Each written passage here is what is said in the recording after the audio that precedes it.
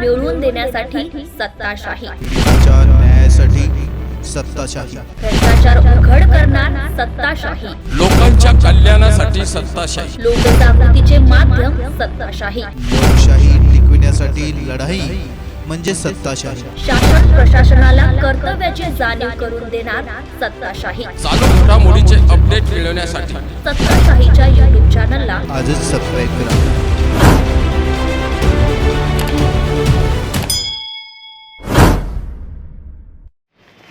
धम्मक्रांती प्रज्ञापर्व 2024चे दुसरे पुष्प दिनांक 8/4/2024.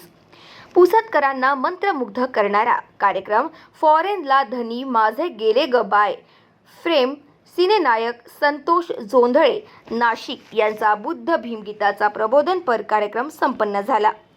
या कार्यक्रमाचे अध्यक्ष ययाती नाईक तर विशेष अतिथी म्हणून प्रकाश झळके, डॉक्टर अतुल रुणवाल, आनंद भगत, अनंतराव कांबळे, प्रभाकर टेटर, किशोर कांबळे, बुद्धरत्न भालेराव, प्रज्ञापर्वाचे अध्यक्ष अर्जुन भगत हे प्रामुख्याने उपस्थित होते. या कार्यक्रमाची सुरुवात सर्व मान्यवरांच्या हस्ते महापुरुषाला अभिवादन करून तथागत नगर येथील यशोधरा महिला मंडळांनी सुमधुर अशा आवाजामध्ये सामूहिकरित्या बुद्ध वंदना सादर केली. उपस्थित मान्यवरांचा स्वागत सत्कार करण्यात आला.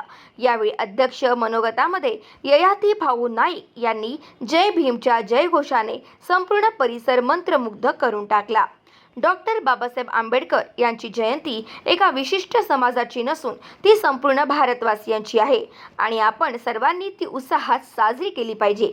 मी बाबासाहेबांचा कट्टर पाईक असून बाबासाहेबांचे विचार अनुसरतो असे गौरवोद्गार त्यांनी काढले. या कार्यक्रमाचे सूत्रसंचालन प्रफुल्ल भालेराव यांनी केले तर आभार प्रदर्शन सुरेश कांबळे यांनी केले. या कार्यक्रमाच्या यशस्वीतेसाठी अर्जुन भगत, देवेंद्र खडसे, शरद ढेमरे, बाबाराव उबाळे, लपू कांबळे, विजय नखाते, आर.पी. गवई, प्रफुल्ल भालेराव, मिलिंद जाधव, राहुल पाईकराव, निर्भय गायकवाड, विजय पाटील, प्रमोद धुळे, गोदाजी जमदाडे, मधुकर सोनोने, हेमंत इंगोले, सनी पाईकराव, अर्जुन केळकर, राजू कांबळे, अंबादास कांबळे, आनंद खडसे, अक्की पाईकराव, दौलत हाडसे, संजय वाडवे, प्रीतम आळणे, उत्तम कांबळे, संतोष गायकवाड, बाळासाहेब कांबळे, संदीप कावळे, भारत कांबळे, सुरेश कांबळे यांनी अथक परिश्रम घेतले. कार्यक्रमाला महिला पुरुष प्रचंड संख्येने